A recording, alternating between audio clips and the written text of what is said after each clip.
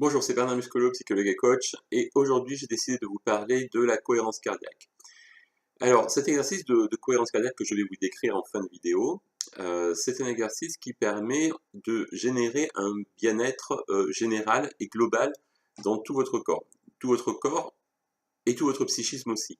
C'est-à-dire que tout va être réunifié, réharmonisé grâce à cet exercice, qui est un exercice qui date de plusieurs millénaires, puisqu'en fait c'est un exercice yogi à la base, qui a été récupéré par les neurosciences modernes, étudié.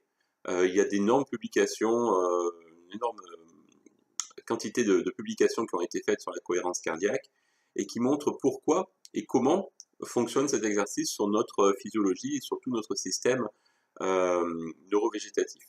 Alors, je vais vous décrire un peu toutes ces choses-là et comment ça fonctionne, mais prenez-le comme un outil de bien-être global.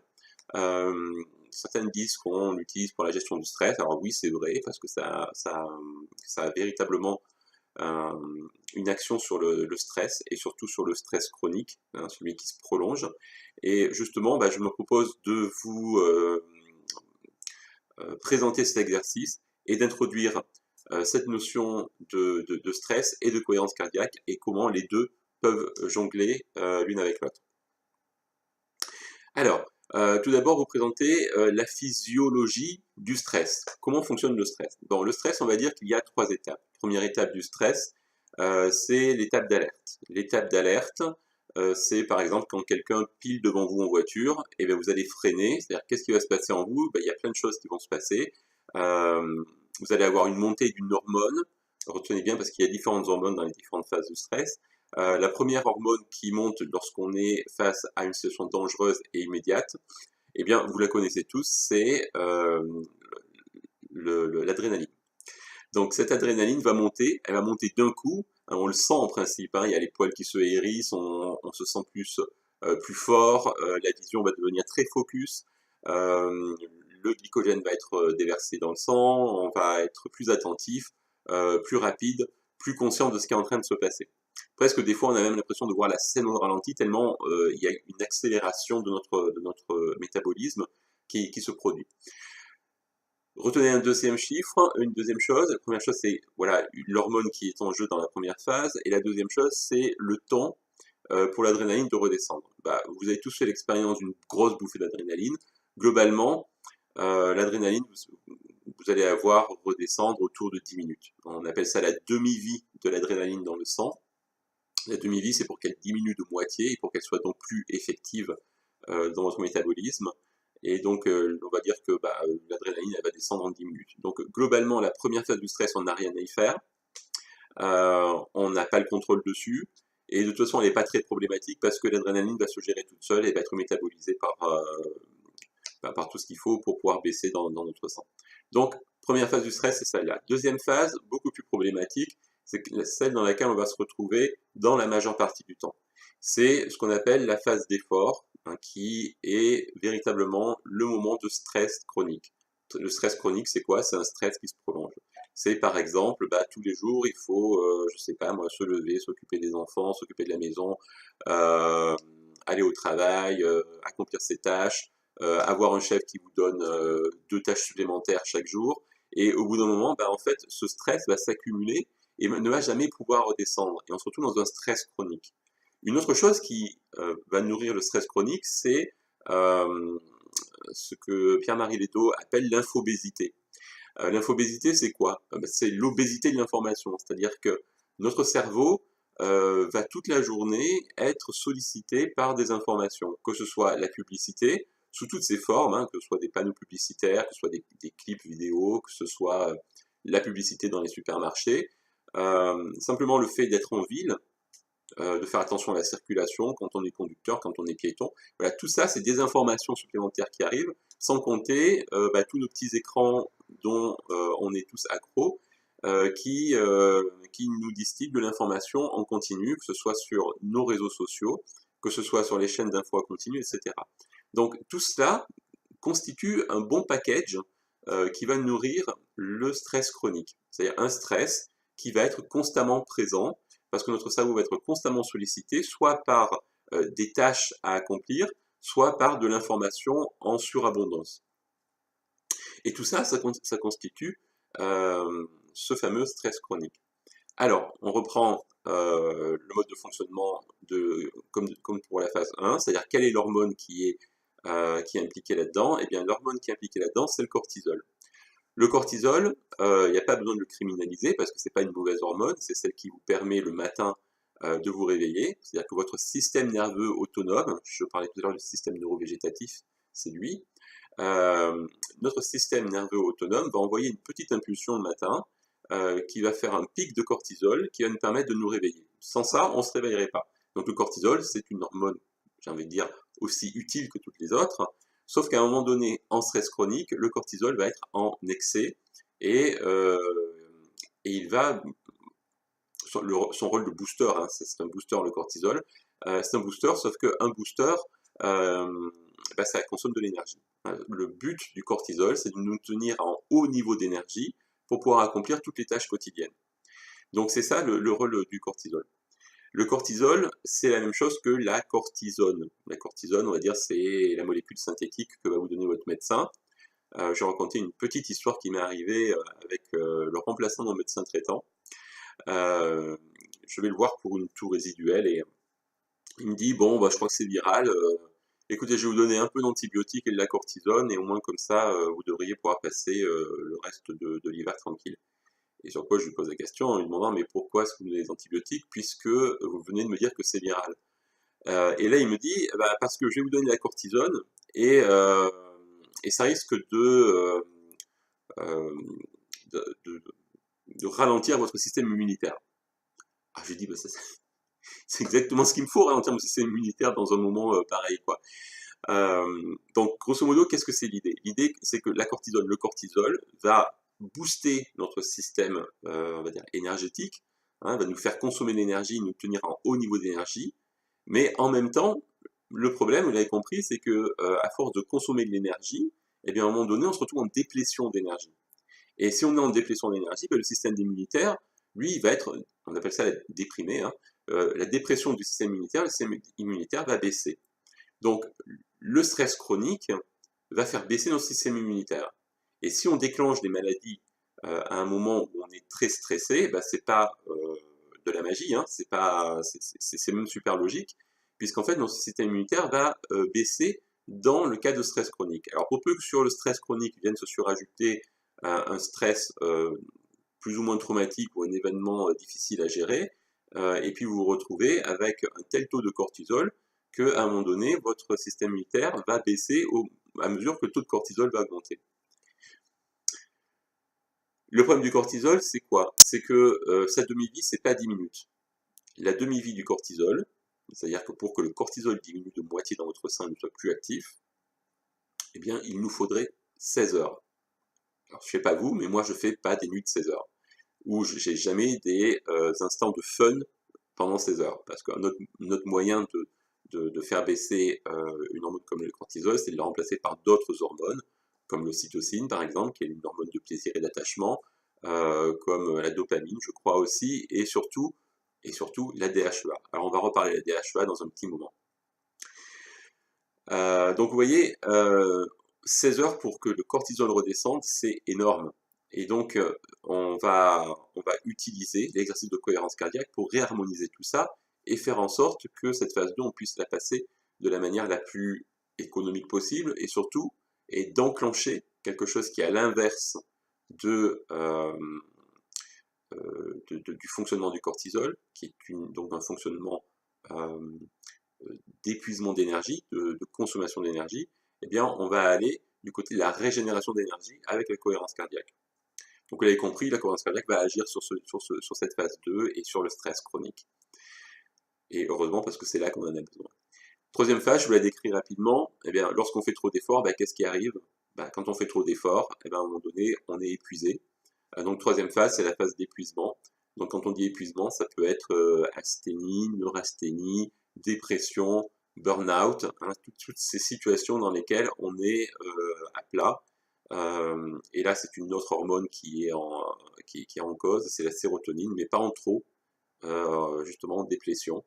Donc on n'a plus assez de sérotonine. Quels que soient les médicaments qu'on va vous donner pour essayer de dépasser une dépression, ce sont des médicaments qui vont jouer sur la sérotonine, sur le taux de sérotonine, soit en inhibant le recaptage de la sérotonine pour qu'elle puisse continuer à être présente le plus possible, soit en inhibant ce qui va dégrader la sérotonine, soit en stimulant la production de sérotonine. Mais quel que soit le médicament qu'on vous donne dans le cas de dépression, ça va être autour de ça. Alors maintenant que je vous ai parlé du stress, de comment est-ce qu'il fonctionne et des effets délétères sur notre organisme, hormis le fait aussi d'acidifier notre terrain, hein, d'acidifier le sang, ce qui est, on va dire, le paramètre le plus favorable au développement des infections et des maladies. Eh bien, je vais vous parler maintenant de comment fonctionne la cohérence cardiaque. Alors, on l'a vu, le stress est du côté de la consommation d'énergie et donc du coup de l'épuisement. La cohérence cardiaque, eh ben, elle va être du côté de la régénération d'énergie et donc de pouvoir vous aider à vous centrer et à réharmoniser le système nerveux autonome qui se détraque sous l'effet du stress. Alors, un petit détour par le système nerveux autonome. Le système nerveux autonome, c'est quoi? C'est un système, enfin, comment dire? Il y a le système conscient, c'est celui qui me permet de vous parler, de décider des mots que je vais utiliser pour communiquer mon message. Et puis, il y a un système nerveux qui n'est pas conscient, qui est inconscient et qui est autonome. Il fonctionne de manière non volontaire, donc inconsciente, et totalement autonome, c'est-à-dire qu'il agit de lui-même et on n'a pas besoin de décider de choses pour qu'il agisse. Je donne quelques exemples. C'est lui qui va gérer, par exemple, la digestion. Il n'y a pas besoin de penser après un repas qu'il faut commencer à digérer. Ça se fait tout seul. Le système nerveux autonome gère ça. Ce système nerveux autonome, il va gérer la digestion, la transpiration, les battements cardiaques, la pression artérielle. Il va gérer aussi l'ajustement des pupilles. Voilà, il va gérer toutes ces choses-là auxquelles on n'a pas besoin de penser. Notre température, etc. Le système nerveux autonome, il est constitué de deux systèmes. Un système qui va accélérer le métabolisme, qui va accélérer tout le fonctionnement physiologique du corps, et un système qui va calmer, qui va freiner, si vous préférez, notre organisme. En début de digestion, il va falloir accélérer au niveau de la digestion, et puis peut-être freiner au niveau de tout ce qui est consommation d'énergie musculaire, par exemple, etc. Donc, c'est un système qui va constamment être en fonctionnement comme ça. Le problème, c'est que sous l'effet du stress, le système nerveux autonome se détraque. Se détraque, ça veut dire quoi? Ça veut dire qu'il peut accélérer et freiner en même temps, ça veut dire qu'il ne va plus savoir quand est-ce qu'il faut accélérer, quand est-ce qu'il faut freiner l'organisme. Et ça va donner quoi? Ça va donner toutes les manifestations physiques gênantes, voire douloureuses, que l'on peut avoir en état de stress. Alors, vous les connaissez bien, hein, quand on est stressé, fonction de nos fragilités constitutionnelles, constitutives plutôt, de notre organisme, eh bien, notre psychisme, je peux presque dire, va utiliser des moyens d'alerte qui vont différer d'un individu à l'autre. Certaines personnes vont être plus sujettes à des migraines, d'autres les cervicales bloquées, d'autres ça va être les épaules, pour d'autres ça va être des ulcères à l'estomac, de l'acidité, une difficulté à digérer, pour d'autres ça va être, on va se créer une angine ou un mal de gorge, pour d'autres ça va être encore quoi, globalement ça va être tous les maux que vous pouvez avoir lorsque vous êtes stressé, mal au dos, problème de digestion, boule dans la gorge, se sentir oppressé, de ne pas pouvoir arriver à respirer. Mais tout ça, c'est quoi? Tout ça, c'est des manifestations du système nerveux autonome qui se détraque, qui n'arrive plus à fonctionner de manière correcte parce que il est dans une sorte de confusion et il va donc provoquer des douleurs et un dysfonctionnement qui va nous montrer que nous ne sommes pas dans l'état optimal de fonctionnement de notre corps. Donc, voilà ce système nerveux autonome qui se détraque. Donc, j'ai parlé de confusion. En fait, on peut dire que notre système nerveux autonome va être en état de chaos. Et dans cet état de chaos, eh bien, notre corps va être aussi en état de chaos. Hein, et c'est pour ça qu'on oppose l'état de chaos à l'état de cohérence cardiaque. C'est pour ça qu'on appelle cet exercice de cohérence cardiaque. C'est un exercice qui va permettre quoi? Qui va permettre d'aller stimuler un petit programme qui est enfoui au fond de notre cœur, qui est un programme qui est activé par la respiration. C'est pour ça que certaines personnes me disent « Ok, je fais mon exercice de respiration ». Non, on va utiliser la respiration, mais l'exercice, c'est un exercice de cohérence cardiaque. Et c'est vraiment important pour moi que vous ayez ça en tête.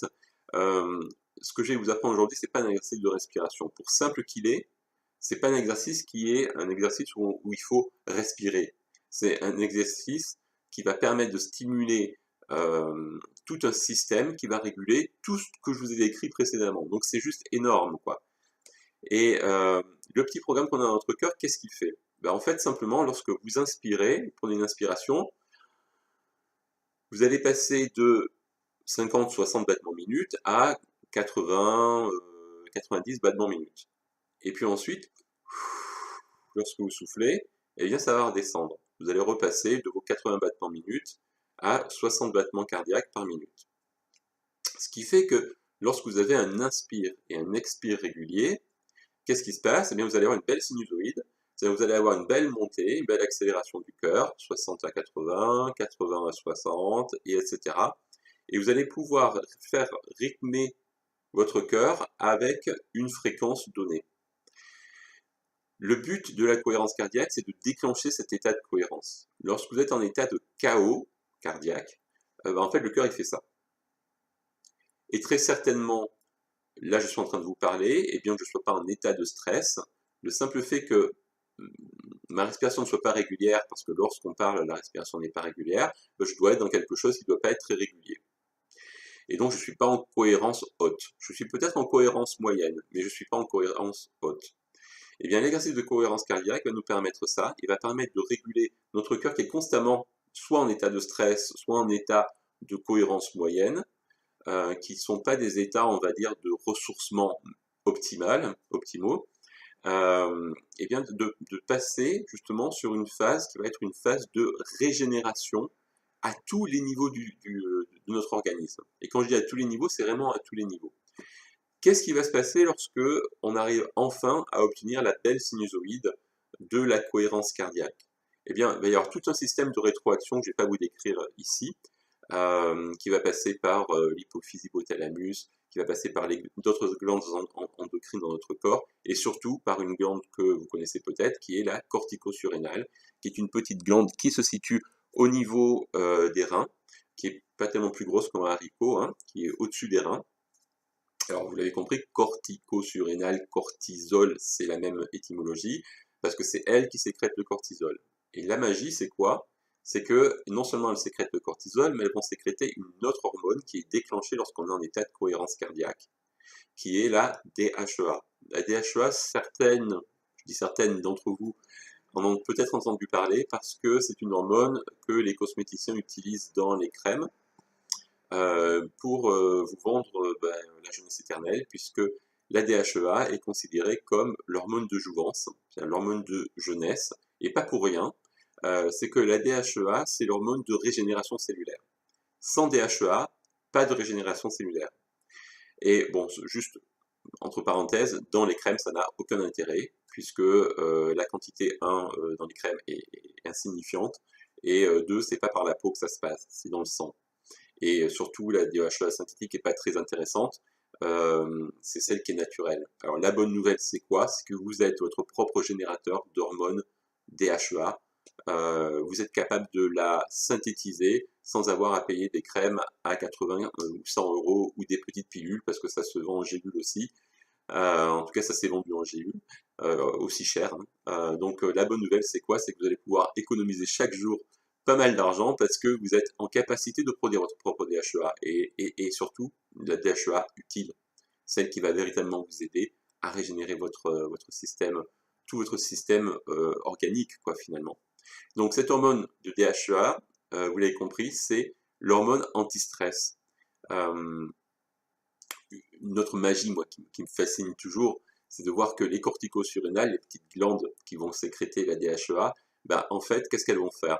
elles vont prendre exactement les mêmes précurseurs, si vous préférez, elles vont prendre les mêmes molécules qu'elles utilisent pour sécréter le cortisol, elle va les arranger de manière différente, les mêmes, hein, le même précurseur, et elle va en faire de la DHEA. C'est juste magique, hein, de se dire que notre corps est en capacité de créer nos hormones de bien-être. Simplement, il faut lui donner du repos, il faut lui donner des moments de régénération, des moments de centrage qui vont permettre de déclencher artificiellement et volontairement cette DHEA. Alors, vous avez compris que l'autre magie, c'est quoi? C'est que nous avons un système nerveux autonome sur lequel on n'a aucun contrôle. Lorsque vous êtes paniqué et que vous avez une tachycardie et que votre cœur commence à s'emballer, vous pouvez pas vous dire, ok, mon cœur, s'il te plaît, ralentis, parce que là, je suis en train de me sentir mal. C'est pas possible, ça. En revanche, en faisant l'exercice de cohérence cardiaque, eh bien, vous reprenez la main sur un système automatique et vous pouvez désormais décider de quand vous allez créer une hormone qui est l'hormone de bien-être, l'hormone de régénération cellulaire. C'est juste incroyable. C'est un petit peu un de mes stagiaires à qui je parlais de la DHEA, elle me disait bah, c'est un petit peu comme si on téléphonait au cortico-surrénal et qu'on leur disait bah, écoute maintenant stop pour le cortisol et tu commences à sécréter la DHEA. Je dis bah, c'est exactement ça. L'exercice de cohérence cardiaque, c'est un coup de téléphone qu'on passe à notre système hormonal pour qu'il puisse, par un effet de rétroaction, aller générer l'hormone qui nous intéresse, qui est celle qui va aider à réguler le cortisol. L'autre bonne nouvelle, c'est quoi? C'est que je vous ai dit que le cortisol, il mettait 16 heures à baisser. Ben, l'autre bonne nouvelle, c'est quoi? C'est qu'il faut 5 minutes de cohérence cardiaque, il ne faut pas 16 heures de cohérence cardiaque pour faire baisser le cortisol. C'est-à-dire que les études ont montré que 5 minutes de cohérence cardiaque vont vous aider à gérer 5 heures de cortisol. Alors ça veut dire que ça le fait tomber à zéro, hein, mais ça veut dire que vous gérez pendant 5 heures la production de cortisol. C'est quand même énorme. Le bénéfice de 5 minutes pour 5 heures de gestion de votre taux de cortisol. Ce qui veut dire quoi? Ce qui veut dire que dans la journée, on peut recommander, quand vous êtes en état de stress chronique, et globalement on l'est tout le temps, de le faire 3 fois par jour, toutes les 5 heures. 8 heures, 13 heures, 18 heures. Et puis peut-être une quatrième fois le soir à 23 heures lorsque vous allez vous coucher. De le faire 5 minutes. 5 minutes, on a vraiment vu que c'était le temps idéal pour pouvoir gérer 5 heures de cortisol. Au début, 5 minutes, ça peut paraître long, 5 minutes à rien faire, 5 minutes à se poser, 5 minutes à juste être concentré sur sa respiration. Donc, la seule chose que j'ai envie de vous dire, c'est que si 5 minutes c'est trop long, faites 2 minutes, faites 3 minutes, faites même 1 minute. L'important, c'est que vous puissiez prendre du plaisir et que petit à petit, par cet exercice de cohérence cardiaque utilisant la respiration, vous puissiez ressentir un tel bénéfice, un tel bien-être à vous poser, que vous aurez envie d'en faire 5 minutes, 6, 7, 15, 20 minutes. Pour ma part, j'en fais 20 minutes par jour. Pourquoi? Bah parce que simplement, ça me donne un tel bien-être. C'est un moment où je peux vraiment me poser, où je peux essayer de calmer mon esprit, où je peux essayer simplement de me recentrer. Parce que c'est un exercice vraiment de centrage. Centrage, ça veut dire quoi? Ça veut dire que je vais être à la fois pleinement conscient, que mes capacités d'attention et de concentration vont être comment dire, de plus en plus optimales, elles vont être présentes, mes capacités de mémorisation, ça a des effets énormes sur tout notre métabolisme, je vous l'ai décrit, de régénération, mais ça va aussi avoir des effets sur des cardiopathies, pour ceux qui ont des cardiopathies. C'est un excellent exercice de rééducation cardiaque. Et puis ça va avoir aussi des effets sur simplement le fait d'être, comment est-ce qu'on pourrait dire ça, vraiment en conscience dans le moment présent, de s'asseoir et de savoir se poser et d'apprécier de simplement se poser. Voilà, je crois que je vous ai à peu près tout dit sur la cohérence cardiaque. Maintenant, comment est-ce qu'il fonctionne cet exercice? Eh bien, vous allez avoir sur Internet de nombreuses vidéos qui vont vous permettre de vous caler sur un rythme qui permet de déclencher la sécrétion de DHEA et d'être dans un état de cohérence cardiaque. L'état de cohérence cardiaque qui est véritablement ces belles accélérations du cœur et les beaux ralentissements qui vont créer toute la réaction en chaîne de la régulation hormonale, qui va vous permettre dans un état de bien-être. Eh bien, c'est quoi l'idée? Ben, l'idée, c'est on va inspirer régulièrement pendant 5 secondes, une grande inspire de 5 secondes, et puis une grande expire de 5 secondes.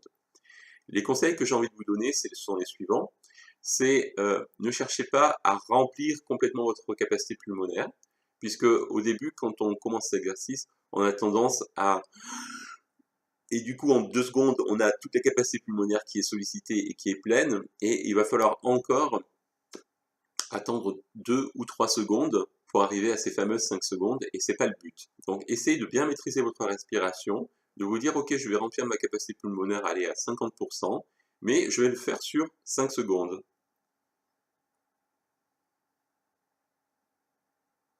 Et là, ça fait 5 secondes, et si je voulais, je pourrais encore continuer, parce que simplement je maîtrise ma respiration et je remplis pas totalement ma capacité pulmonaire en 5 secondes. Donc l'idée, c'est de vous dire, voilà, je vais inspirer pendant 5 secondes une certaine quantité d'air, peut-être pas la totalité de ce que je peux engranger, et je vais souffler pendant 5 secondes, je vais relâcher jusqu'à ce qu'il n'y ait plus rien, et je vais recommencer. Donc toutes les vidéos que vous allez trouver sur Internet, vous tapez cohérence cardiaque sur YouTube, sont basées sur le même principe. Vous allez avoir une petite bulle qui monte et qui descend, ou une petite vague. Vous prendrez celles que vous voulez, elles sont toutes sur le même modèle, c'est-à-dire qu'elles vont toutes durer entre 5 minutes 30, et l'idée c'est de se caler sur le rythme 5-5. Comme je vous le disais, des fois c'est un petit peu difficile à choper ce rythme, donc ne vous découragez pas. Si vous pouvez le faire pendant 1 minute, faites-le pendant 1 minute. Si vous pouvez le faire pendant 1 minute plus un cycle, donc 10 secondes, puisque 5 secondes inspire, 5 secondes expire, et bien faites-le.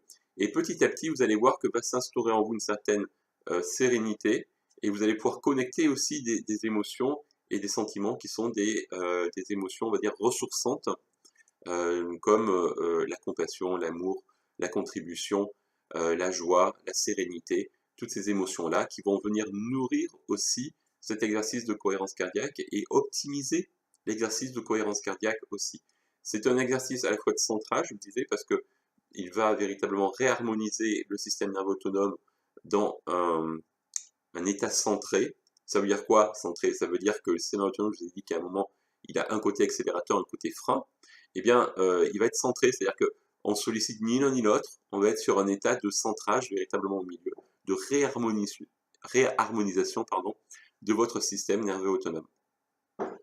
En lien, je vais vous mettre un petit guide audio que j'ai fait qui va vous permettre de vous guider dans l'exercice de cohérence cardiaque. Alors, mon exercice audio dure un petit peu plus que 5 minutes parce que j'ai voulu mettre la totalité du processus de cohérence cardiaque tel que je l'ai appris par l'Institut HeartMath.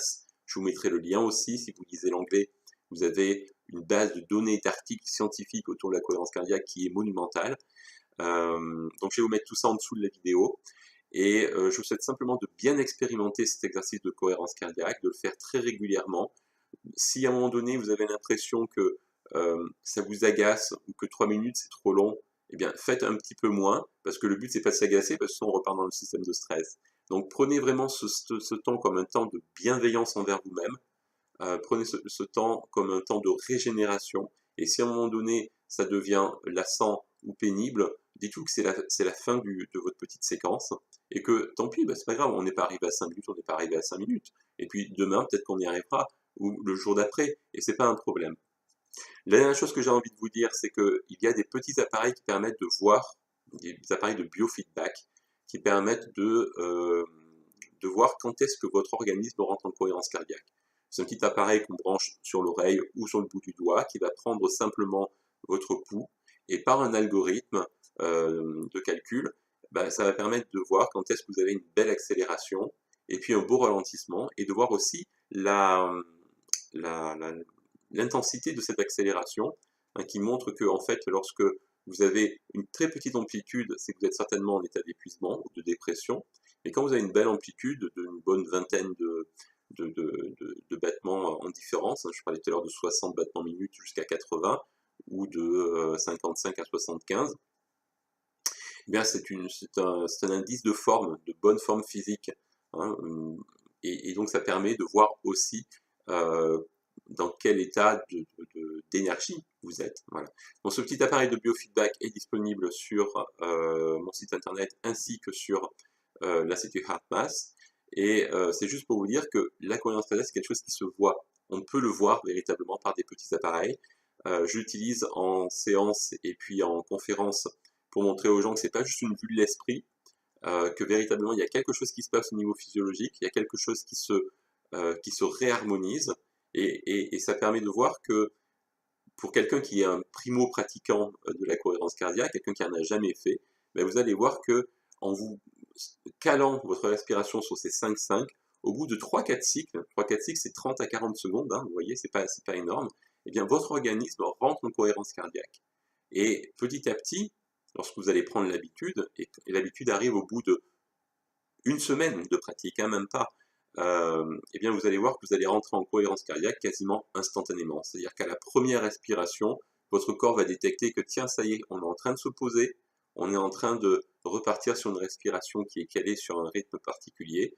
L'organisme va reconnaître ça et vous allez entrer en cohérence cardiaque instantanément. Il n'y a pas d'exception, j'en ai pas vu. Hein. Pourquoi? Parce que simplement on est tous fait pareil et que ce petit programme à l'intérieur de notre cœur qui accélère lorsqu'on inspire et qui décélère lorsqu'on expire, nous l'avons tous. Donc voilà, très bonne pratique et soyez bienveillants envers vous-même. Et la bienveillance envers soi-même, ça commence par prendre du temps pour soi. 5 minutes, c'est pas énorme et ça donne des bénéfices, par contre, qui eux sont énormes et bien plus importants que tout ce que je vous ai encore dit. Vous verrez que l'exercice de cohérence cardiaque, c'est quelque chose qui peut aussi aider à sortir de dépression. Je l'ai utilisé avec des clients, des patients, et avec des résultats qui sont au-delà de toute espérance. Donc faites-vous du bien au quotidien avec cet exercice, et bonne pratique.